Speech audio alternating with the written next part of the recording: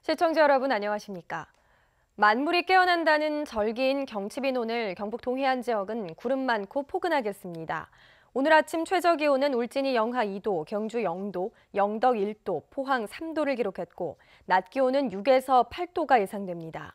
동해 모든 해상에는 풍랑주의보가 내려진 가운데 물결이 4에서 5m로 높게 일겠습니다. 해안에도 너울로 인한 높은 물결이 해안도로나 방파제를 넘는 곳이 있겠습니다. 지진으로 피해를 입은 주택을 재건축할 경우 취득세 감면 혜택이 늘어납니다. 포항시는 경상북도의회가 지난 2월 지진 피해 주택 취득 지방세 감면 동의안을 의결함에 따라 지진으로 멸실이나 파손된 주택을 건축하거나 대체 취득할 경우 기존 주택의 연면적을 초과하는 부분도 취득세를 추가로 감면받을 수 있도록 감면 혜택을 확대한다고 밝혔습니다.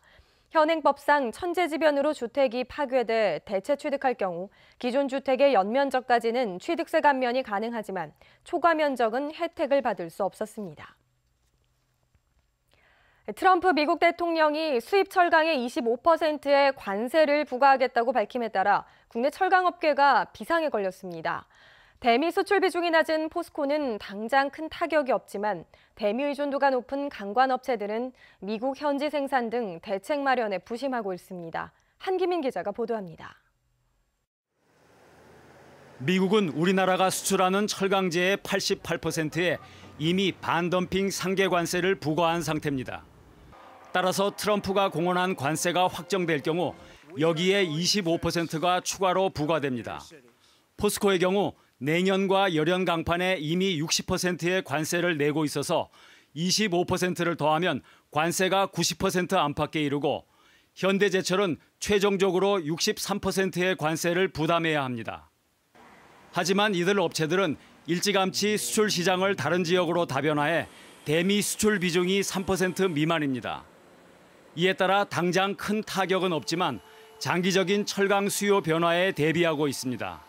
미국 내 자동차, 가전 등 철강 수요 산업에도 적지 않은 영향을 줄 수 있으므로 이러한 점을 주 정부와 수요업체에 적극 전달해서 미국 법인에서 생산되는 제품에 대해서는 예외 규정을 적용받을 수 있도록 노력해 나갈 계획입니다. 문제는 강관업체들입니다.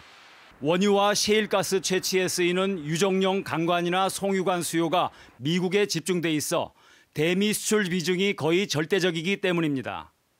매출의 80%를 미국 수출에 의존하고 있는 넥스틸은 기존에 부과된 46%에 25%가 추가되면 70%의 관세를 물어야 합니다.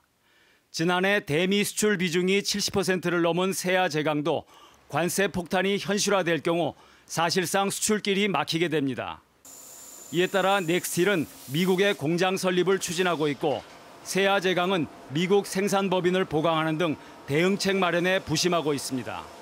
관광업체들은 국내에 있는 생산기지를 미국에 옮겨서 생산량을 넓힘으로써 관세 위기를 돌파할 계획을 모색하고 있는 것으로 알고 있습니다. 미국의 이번 관세 부과가 최종 확정될 경우 철강업체의 피해는 다른 산업에도 연쇄적으로 파급될 전망이어서 지진으로 가뜩이나 침체된 지역 경제에도 나쁜 영향을 미칠 것으로 보입니다. MBC 뉴스 한기민입니다. 네, 이상으로 MBC 뉴스를 마칩니다. 시청해주신 여러분 고맙습니다.